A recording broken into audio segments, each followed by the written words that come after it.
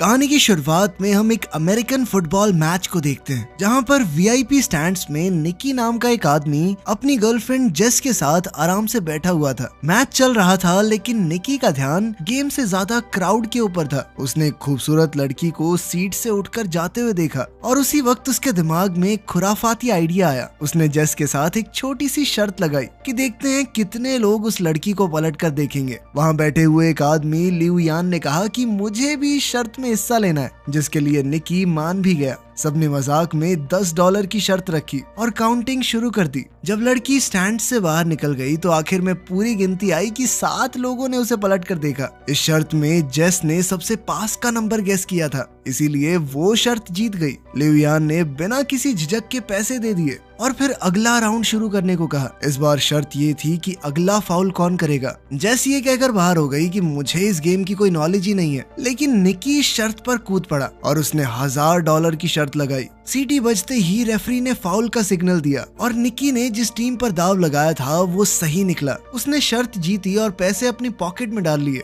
लिऊ यान शर्त हारने के बाद भी और ज्यादा एक्साइटेड हो गया। उसने कहा कि अब की बार $5000 की शर्त लगाते हैं। इस बार का सवाल ये था कि अब की बार वो बॉल को पास करेंगे या उसे लेकर दौड़ेंगे। निकी 5000 का दाव खेलने में थोड़ा हिचकिचा रहा था, लेकिन आखिरकार वो मान ही गया। लिऊ यान ने गेस किया कि वो भागेंगे और निकी ने कहा कि पास करेंगे, और सीटी बजते ही प्लेयर ने सच में बॉल लेकर दौड़ लगा दी, जिस वजह से निकी अब $5000 हार गया। अब निकी ने डिसाइड किया कि कोई बात नहीं, 5000 हार गए, अब बंद करते हैं, और उसने जेस से कॉफी पीने चलने को कहा। लेकिन लिऊ यान ने जिद पकड़ ली। उसने कहा कि तुम वीआईपी लाउंज में बैठे हो, पैसा तो है तुम्हारे पास, $5000 से क्या होता है, एक और बाजी खेलो, इस बार $10,000 की। और आखिरकार निकी मान ही गया। और अब सवाल था कि ये प्लेयर अगला पास सही तरीके से कामयाब कर पाएगा या नहीं। निकी ने प्रेडिक्ट किया कि हाँ, पास दे देगा ये, लेकिन दूसरी टीम ने पास को बीच में ही रोक लिया। अब निकी $15,000 हार चुका था। पैसे निकालते हुए निकी थोड़ा परेशान हुआ। उसने थोड़ा सोचा और कहा कि चल इस बार 50,000 की लगाते हैं। ये सुनकर जेस चौंक गई, लेकिन निकी गुस्से में दिख रहा था। इस वक्त किस्मत उसका साथ नहीं दे रही थी। वो अगली शर्त फिर से हार गया, जिसके बाद उसे 50,000 और देने पड़ गए। अब जेस ने उसे तुरंत रुकने को कहा, लेकिन निकी के ऊपर उसका गुस्सा और ईगो भारी पड़ गई। उसने बिना सोचे समझे अगली शर्त लगा दी $1,00,000 की। लिऊ यान ने मजाक उड़ाया और कहा कि तुम्हारे पास इतने पैसे हैं भी। निकी ने बिना कुछ ज्यादा कहे कैश का पूरा एक बंडल टेबल पर फेंक दिया। इसके बाद तो लिऊ यान भी एक्साइटेड हो गया। अब निकी ने शर्त लगाई कि अगला पास देखना इंटरसेप्ट हो जाएगा, पूरा नहीं होगा, लेकिन इस बार पास कामयाब हो गया। निकी ने अब लाखों डॉलर्स का नुकसान उठा लिया था। अब वो समझ नहीं पा रहा था कि इस मुसीबत से कैसे निकलूं। उसकी इस हरकत से जेस भी बहुत हैरान थी, लेकिन अब गेम बहुत ज्यादा तगड़े लेवल पर पहुंच चुकी थी। निकी ने कहा कि मेरे पास $1 मिलियन बचे हैं, पूरी शर्त लगाते हैं, देखते हैं कौन जीतेगा। इस बार ताश के पत्तों से फैसला होगा। लिऊ यान लगातार जीत रहा था, तो अब वो खुशी से पागल हो रहा था। उसने निकी को एक एटीएम मशीन की तरह देखना शुरू कर दिया। लिऊ यान ने अपना पत्ता निकाला, जो थी 5 की पंजी। निक को अब बस 5 से बड़ा पत्ता निकालना था। जीतने का चांस काफी ज्यादा था। निक ने पत्ता उठाया और बहुत ही कॉन्फिडेंस से पलटा, लेकिन उसकी तो तिग्गी निकली, तिग्गी। ये देखकर तो जेस तुरंत ही कुर्सी से नीचे गिर गई।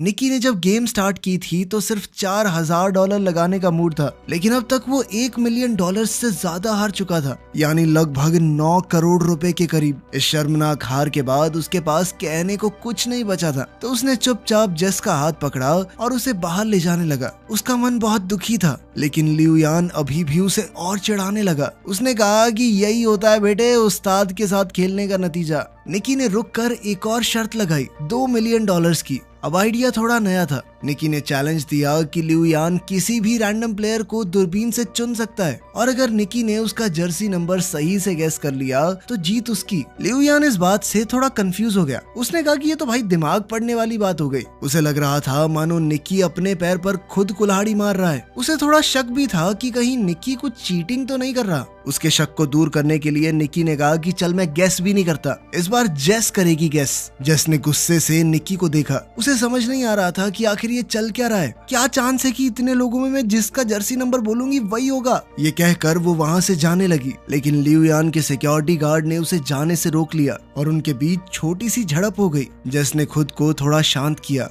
निकी ने उससे कहा कि बस ग्राउंड में नजर घुमाओ और जो नंबर तुम्हें अपना सा लगे वो बोल दो। लिऊ यान ने दूरबीन उठाई और एक प्लेयर को चुना, जिसके बाद जेस ने दूरबीन ली और पूरी फील्ड को स्कैन किया। हर तरफ उसे जर्सी नंबर ही दिख रहे थे। कैसे गैस करे? तभी उसकी नजर एक जाने पहचाने चेहरे पर पड़ी और उसे निकी की बात याद आई कि जो नंबर तुम्हें अपना सा लगे उसे चुन लेना। वहाँ उनका दोस्त फरहाद 55 नंबर की जर्सी पहने हुए था। जेस को समझ आ गया कि ये सब निकी के प्लान का एक हिस्सा था। उसने कहा नंबर 55 और वो एकदम सही जवाब था। उसके जवाब से लिऊ यान दंग रह गया। जेस भी कुछ पलों के लिए सोच में पड़ गई कि निकी को पहले से ये कैसे मालूम था कि लिऊ यान उसी नंबर को सिलेक्ट करेगा, लेकिन इस वक्त ये सब जरूरी नहीं था। वो शर्त को जीत चुके थे। दोनों ने $1 मिलियन का प्रॉफिट किया और सारा हारा हुआ पैसा भी वापस मिल गया।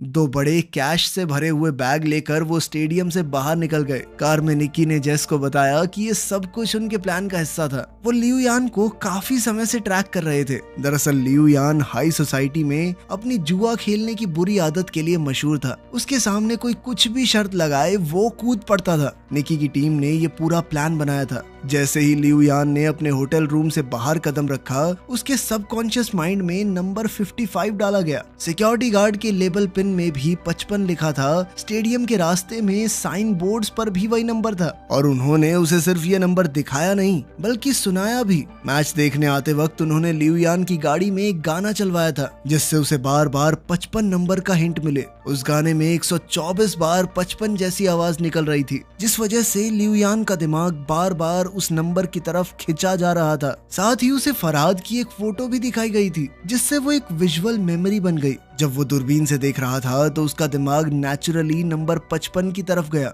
और जेस ने फरहाद को देखते ही 55 कह दिया। जेस को पहले से कुछ भी इसलिए नहीं बताया गया था ताकि इस पूरी गेम के दौरान उसके एक्सप्रेशन बिल्कुल असली रहें, ताकि किसी को भी उन पर शक न हो। ये सब सुनकर तो जेस निकी से पूरी तरह इम्प्रेस हो गई। इसके बाद कहानी कुछ दिन पहले जाती है। कुछ दिन पहले की ही बात है। निकी एक कमरे में बेड पर था और उसके सर पर एक आदमी ने बंदूक तान रखी थी। उसके पास में ही जेस बैठी थी, जिसे वो बस कुछ ही दिन पहले मिला था। ये साफ दिख रहा था कि निकी को किसी ने अपने जाल में फंसा रखा है, लेकिन उसके चेहरे पर डर का नामो निशान नहीं था। उसने सीधा कह दिया कि मेरे पास एक भी पैसा नहीं है, अगर गोली चलानी है तो चला लो। गन वाले आदमी ने उसके रिएक्शंस को समझा और तुरंत पहचान गया कि ये आदमी खिलाड़ी है, हमसे बड़ा ठग है ये। और उसका अंदाजा बिल्कुल सही था। निक एक बेहतरीन ठग है जो कि छोटी मोटी चोरियां करता है, वो भी बहुत सफाई से। जेस ही उसे फंसाकर इस कमरे में लाई थी, तो उसने जेस के अंदर एक नेचुरल टैलेंट देखा। जेस उस वक्त तक कुछ नहीं समझ पाई थी। खैर, जब वो बंदूक वाला आदमी चला गया तब निकी ने जेस से कहा कि तुम्हारे पास एक गिफ्ट है और अगर तुमने लोगों को ठगने की अपनी इस ताकत को अच्छे से तराश लिया तो सारी जिंदगी बैठ के खा सकती हो। निकी ने कहा कि हमारा तो पारिवारिक धंधा ही है, मेरा बाप, उसका बाप सब ठग थे, वो पुश्तैनी ठग है। हर ट्रिक, हर एक चाल उसके लिए एक गेम थी। जेस ने बिना समय गवाए थोड़े पैसे निकाले और कहा कि मैं आपसे सीखना चाहती हूँ। निकी ने भी समय बर्बाद करना जरूरी नहीं समझा। बाहर जाते वक्त भी निकी ने जेस की एक अंगूठी चुरा ली थी और उसे पता तक नहीं चला था। जब तक जेस समझ पाती कि हुआ क्या है तब तक उसकी घड़ी भी गायब हो चुकी थी और जब उसने हैंडबैग में घड़ी रखी तो निकी उसका वॉलेट निकाल चुका था। इन सारे कारनामों के बाद निकी ने कहा कि हाथ की सफाई, टाइमिंग और थोड़ा सा स्टाइल, बस यही चाहिए इस काम में। उस दिन निकी ने उसे गुड बाय के अलावा कुछ और नहीं कहा। कुछ महीने बाद जेस ने उसे न्यू ऑर्लिन्स शहर में ढूंढ निकाला, जहां निकी ने एक नई टीम बनानी शुरू की थी। उन दोनों की मीटिंग भी असल में एक टेस्ट था। वो देखना चाहता था कि जेस उनकी टीम को ज्वाइन करने के लायक भी है या नहीं। जब जेस ने हामी भरी तो निकी ने उसे टीम के एक आदमी के साथ मेले में भेज दिया। आज जेस की पहली प्रैक्टिकल असाइनमेंट थी। वो मैप हाथ में लेकर कुछ लोगों से रास्ता पूछने लगी। तभी उसके साथी ने चुपके से एक टूरिस्ट का कैमरा लेंस चुरा लिया। फिर एक दूसरे साथी ने जानबूझकर एक आदमी को टक्कर मारी और जेस ने उसका वॉलेट निकाल लिया। जेस को अब अपने चोरी करने के स्टाइल में थोड़ा कॉन्फिडेंस आने लगा था। उसने चॉपस्टिक्स की मदद से एक और औरत के बैग से वॉलेट निकाल लिया और सब कुछ इतना स्मूथ था कि किसी को शक भी नहीं हुआ। निकी ये सब कुछ एक बिल्डिंग के टॉप से देख रहा था। उसने टीम से कहा कि उसे अकेला छोड़ दो, अब उसके उड़ने की बारी है। जेस ने एक के बाद एक महंगा सामान चुराना शुरू कर दिया और उसकी हर चोरी के साथ निकी की आंखों में उसके लिए इज्जत बढ़ने लगी। अब निकी ने उसे एक और बड़े असाइनमेंट के लिए भेज दिया। इस बार ये एक हाईटेक फ्रॉड था। खास तरह के लेंसेज की मदद से वो लोग दूसरों के पत्ते देख सकते थे और फिर अपने ओपोनेंट्स को आसानी से हरा देते। यहाँ पर क्रेडिट कार्ड चुराने का सिस्टम भी चल रहा था। कार्ड को चुरा कर चुपके से एक टीममेट के पास भेजा जाता, जहाँ एक डिवाइस उसके डेटा को कॉपी करता और फिर वो कार्ड वापस उसी शख्स की पॉकेट में चला जाता। जब तक किसी को कुछ पता चलता तब तक पूरा अकाउंट खाली हो जाता। एक और ठगी का सिस्टम था, नकली एटीएम मशीन। जब भी कोई एटीएम से पैसे निकालता तो मशीन में उसका पिन अपने आप स्टोर हो जाता। फरहाद उस मशीन को चुपचाप हटाकर सारा डेटा ले जाता। सारे क्रेडिट कार्ड्स को अलग अलग कैटेगरीज में रखकर उनसे लग्जरी आइटम्स खरीदे जाते और आखिर में उनके डेटा को ब्लैक मार्केट में बेच दिया जाता।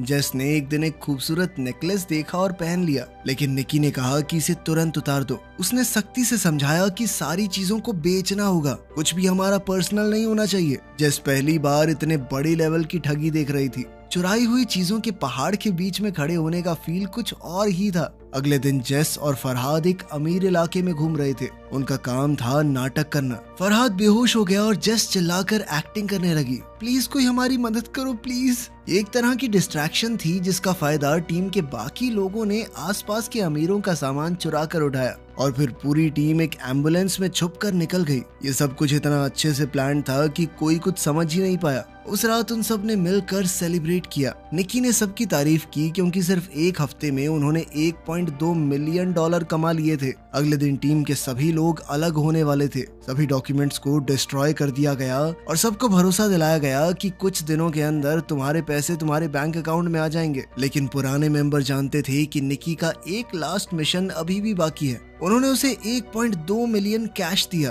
और जेस के सामने वार्निंग भी दी कि इसे जुए में उड़ा मत देना। अगली सुबह निकी जेस को ले गया स्टेडियम के वीआईपी लाउंज में। उसने जेस के सामने पूरा तमाशा किया और उसे दिखाया कि कैसे कुछ ही मिनटों में हम $1 मिलियन कमा सकते हैं। जेस उस वक्त तक निकी के थोड़े थोड़े प्यार में पड़ने लगी थी। उसे लगने लगा था कि वो निकी की गर्लफ्रेंड है, तभी तो वो उसे ये सब कुछ दिखा रहा है। लेकिन निकी ने शुरुआत से ही उसे बस ठगी के लिए ही अपने ग्रुप में शामिल किया था। जब सब कुछ खत्म हो गया तो निकी ने उसे $80,000 कैश दिया और आखिर में कहा गुड बाय। जेस ने उसकी तरफ देखा, उसकी आंखों में आंसू थे, उसका दिल टूट गया था। एक तरफ वो निकी से सच में प्यार कर बैठी थी, दूसरी तरफ उसे ये भी लग रहा था कि $80,000 बहुत कम है क्योंकि निकी ने अभी $1 मिलियन कमाए थे। लेकिन निकी की दुनिया में जज्बातों के लिए कोई जगह नहीं थी और जेस ने अब उसका असली रंग देख लिया था।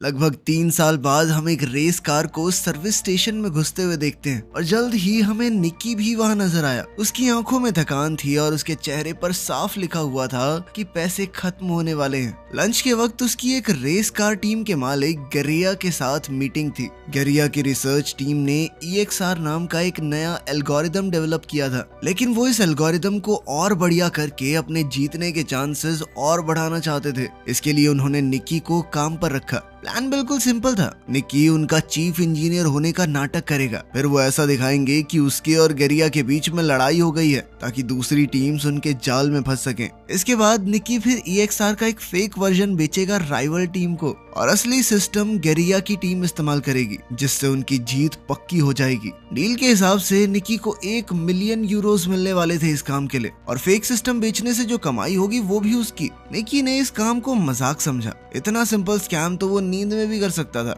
लेकिन गरिया के बटलर को उस पर बिल्कुल भरोसा नहीं था। उसने सीधा निकी को धमकाते हुए कहा कि अगर कुछ भी गड़बड़ की ना तो गोली सीधी छाती में मारूंगा तेरी। निकी ने एक टक्सीडो पहना और शाम को एक पार्टी अटेंड करने के लिए निकल गया। उनका प्लान था भीड़ के बीच में अपना झगड़ा करना, पर उनका प्लान तो तभी बिखर गया जब जेस ने एंट्री मारी, एक लाल ड्रेस में सीढ़ियों से उतरते हुए, और वो सीधा जाकर गरिया के गले लग गई। ये देखकर निकी का दिमाग घूम गया। उसने जेस को 3 साल से देखा ही नहीं था और अब वो किसी और के साथ थी, और वो भी उस आदमी के साथ जिसने निकी को काम पर रखा है। जेस ने आराम से निकी के पास आकर कहा कि अब मैं कोई ठग नहीं हूँ और जो कुछ भी 3 साल पहले हुआ था अब उन बातों का कोई मतलब नहीं। उसने ये भी कहा कि गरिया को निकी और उसके बीच के पुराने रिश्तों के बारे में कुछ नहीं पता और कहा कि अगर ये बात दबी रहे तो ही बेहतर होगा। ये सब सुनकर निकी का खून खौल गया। उसने वोडका का ग्लास उठाया और एक ही बार में खाली कर दिया। पहले उसे लड़ने के लिए एक्टिंग करने की जरूरत थी, अब तो उसे वैसे ही खुंदक आ रही थी गरिया पे। और उसने सबके सामने जबरदस्त झगड़ा किया। ये ड्रामा राइवल रेसिंग टीम को बहुत पसंद आया। जल्द ही सिक्योरिटी ने उसे पार्टी से निकाल दिया, लेकिन अब राइवल टीम का बिजनेस कार्ड उसके हाथ में आ चुका था। अगली सुबह निकी मैक्लारेन टीम के मालिक से मिला। उसने सीधी बात की कि 3 मिलियन यूरोज लगेंगे, EXR सिस्टम बेचना चाहता हूँ मैं। रेस कार के मालिक के पास पैसों की कमी नहीं थी, तो मोल भाव की जरूरत ही नहीं पड़ी। उन्होंने तुरंत ट्रैक को टेस्ट किया और रिजल्ट देखकर मालिक का चेहरा खिल गया। निकी ने भरोसा दिलाया कि 48 घंटे में पूरा सॉफ्टवेयर मिल जाएगा। दूसरी तरफ जेस सड़क पर फरहाद से मिली। फरहाद को निकी ने भेजा था। उसने जेस को बताया कि 3 साल पहले निकी का चले जाना जरूरी था, उनके पास कोई चॉइस नहीं थी। उसने कहा कि निकी अब भी जेस से प्यार करता है। फरहाद ने एक बक्सा जेस को दिया, जिसके अंदर वही नेकलेस था जो जेस को पसंद आया था। इस बात की कोई गारंटी नहीं थी कि वो असली है या नकली, लेकिन उस बात से फर्क नहीं पड़ता था। उस नेकलेस को देखकर जेस का मन पिघल गया। जेस के मुंह से तो ये निकला कि वो निकी पर भरोसा नहीं कर सकती, लेकिन उसकी आंखों में कुछ और ही लिखा था। वो अब भी उसके लिए कुछ तो महसूस करती थी। खैर, जल्द ही डील का दिन आया और निकी मैक्लारेन टीम के मालिक को सॉफ्टवेयर दे गया। बदले में एक हट्टे कट्टे इंसान ने उसके हाथ में 3 मिलियन यूरोज थमा दिए। लेकिन निकी का नेचर ही कुछ ऐसा था कि वो बिना रिस्क के काम नहीं करता। उसने उस सॉफ्टवेयर की एक एक कॉपी चुपके से सभी रेसिंग टीम्स को बेच दी। हर एक हैंडशेक में नए यूरोज, जिससे हाथ मिलाया मिलियंस में पैसे ले लिए। जब तक रेस शुरू नहीं हुई, किसी को पता ही नहीं चला कि सभी के पास एक ही सिस्टम है। उस रात निकी ने भागने की जगह जेस को मैसेज की। अगर समय रहते वो आ गई तो वो दोनों साथ में भाग सकते हैं। निकी ने इंतजार किया पर कोई नहीं आया। आखिरी समय पर जब वो हार मान के निकलने लगा तो जेस आ गई, लेकिन अभी भागने का टाइम नहीं था, क्योंकि उसी वक्त वही हट्टा कट्टा आदमी जिसने मैक्लारेन टीम की तरफ से उसे 3 मिलियन यूरोज दिए थे, वो निकी के सामने आ गया। दरअसल वो गेरिया का आदमी था। अब वो सब कुछ सच पता कर चुका था कि निकी ने फेक नहीं बल्कि असली सॉफ्टवेयर बेचा है। उसे गेरिया के 1 मिलियन यूरोज के अंदर कोई इंटरेस्ट ही नहीं था। अब वो अपना पूरा गियर पहनकर निकी की कार से जानबूझकर टकरा गया। निकी और जेस एक घातक एक्सीडेंट के बाद पकड़े गए। उन दोनों को बांधने के बाद सारा कैश गेरिया के सामने रख दिया गया। निकी की इस हरकत से गेरिया बहुत गुस्से में था। उसने इस प्रोग्राम को बनाने में 40 मिलियन यूरोज लगाए थे और अब सारे के सारे बर्बाद हो चुके थे। सबसे बड़ी बात तो ये थी कि गेरिया समझ ही नहीं पाया कि निकी ने असली सॉफ्टवेयर कैसे चुरा लिया। जब निकी ने कुछ नहीं बताया तो गेरिया ने जेस का नाक दबा दिया, जिसके बाद उसकी सांसें रुकने लगी और निकी ये देखकर टूट गया। उसने सब कुछ बताया कि उसने जेस का अपने लिए पुराना प्यार जगाकर उसे एक नेकलेस पहना दिया, जिसके अंदर एक खास चिप लगी हुई थी। जैसे ही गेरिया ने वो सॉफ्टवेयर खोला, उस नेकलेस के जरिए निकी ने उसका पासवर्ड और डेटा चुरा लिया। ये सुनकर तो जेस का दिल टूट गया। उसकी आंखों से आंसू बहने लगे, पर गेरिया और उसके लोग हंसने लगे। उन्हें कहानी तो अच्छी लगी, लेकिन उन्हें निकी की बात पर भरोसा नहीं हुआ। गेरिया ने बताया कि जेस उसकी कोई गर्लफ्रेंड नहीं थी। मैं जानता हूँ ये पैसों के लिए मेरे साथ थी। उधर जेस ने भी कबूल किया कि वो सिर्फ उसकी महंगी घड़ियों की कलेक्शन चुराना चाहती थी। निकी इस बात से हैरान था कि जेस ने उसे जलाने के लिए गेरिया के साथ प्यार में होने का नाटक किया था।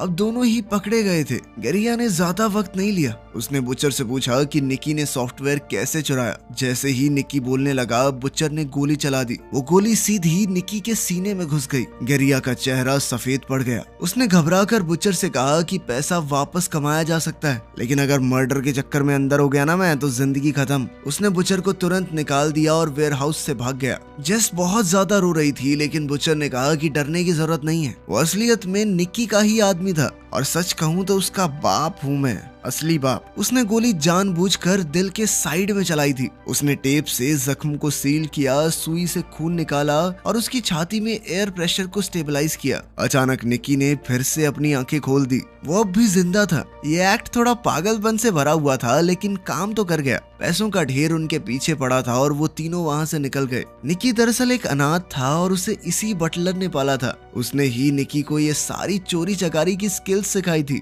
रूल था कि कभी इमोशनल मत होना, लेकिन अब निकी सच में जेस से प्यार करने लगा था। बटलर ने दोनों को एक सड़क किनारे छोड़ा और सारे पैसे लेकर चला गया। निकी के हाथ कुछ भी नहीं आया, लेकिन हॉस्पिटल जाते हुए निकी ने गाड़ी में देखा कि गेरिया की 2 लाख यूरोज की घड़ी जेस के हाथ में थी। दोनों ने एक दूसरे को देखा और मुस्कुरा दिए। इस चालबाजी और हाथ की सफाई के साथ वो दुनिया के किसी भी कोने में भूखे तो नहीं मरेंगे। वीडियो पसंद आई तो लाइक कर देना, चैनल को सब्सक्राइब कर लेना। मिलते हैं अगली वीडियो में।